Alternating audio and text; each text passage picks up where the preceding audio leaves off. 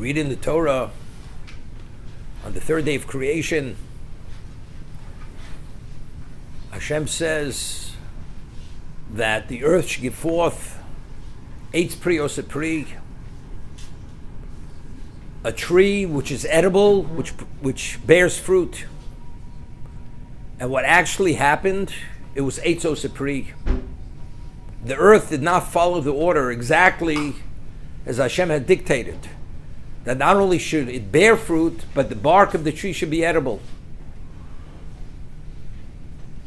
Now the question is, if the earth, which of course has relevance to a malach, the spiritual power, which is responsible for the physical function of the earth, didn't follow the order, why didn't Hashem just destroy the world? Because if you read the Midrash, that initially when Hashem wanted to create the world, he consulted with the Malachim, and each group came to him and he destroyed those angels because of the question they asked. Till finally they said, who are we to ask? If God, you want to create the world, there's no reason for you to consult with us. So if it's not according to Hashem's liking, he should have destroyed the world.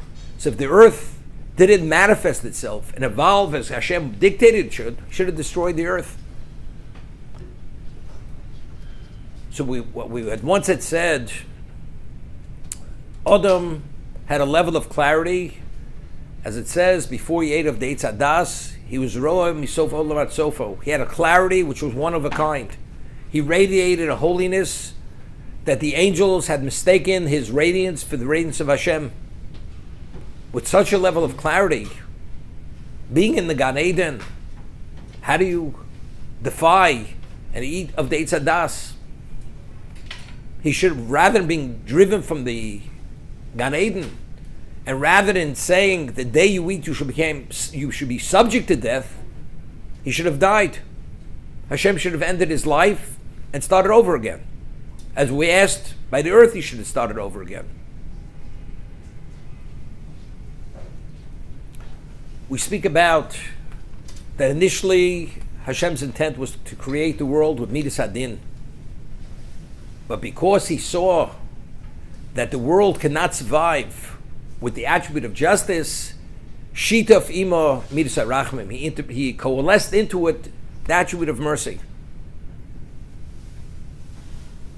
This is part of it. If not for the Midas HaRachmim, Adam deserved to be destroyed. Midas Hadin would have dictated, Misa, death means immediate death, not subject to death. But the question is, what about, we find by Sodom, when Hashem destroyed Sodom, it says, Hashem, Yud Kei Vav Kei Midas HaRachmim, that even the Midas HaRachmim agreed that they should be destroyed. There's no saving grace for them. So over here, with such a level of clarity, even Midas HaRachmim should have agreed that Adam should be destroyed. And death means instantaneous death, not subject to death. Why does a person sin? Does a person sin because of, it emanates from his neshama or from his physicality? Of course, it's the physicality, it's the earthiness. We're inclined to do many things because of our physicality. Has nothing to do with our neshama. Now, the question is, if Adam was attracted to the Eitz Hadas, which is Tov Ra, it was due to his physicality. Now, his physicality itself, what was he made of? He was made of earth. What was the quality of that earth? The quality of the earth was defective. It was defective material. Why was it defective? Because the earth initially did not follow exactly the order of Hashem when he said, Eitz pri osa pri. And Hashem intentionally did not destroy and start over again, because since ultimately man is prone to fail, and if he would have been made of perfect matter, even the Midas HaRachmim would agree, dictate death, instantaneous death. But since the world has to continue, this is part of the Midas HaRachmim. The part of the Midas HaRachmim is that Hashem should not destroy the earth initially for not following his dictate.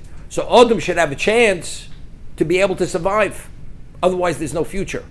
So therefore, the Midas HaRachmin was not to destroy the earth initially, so Adam should have relevance to the Midas HaRachmin.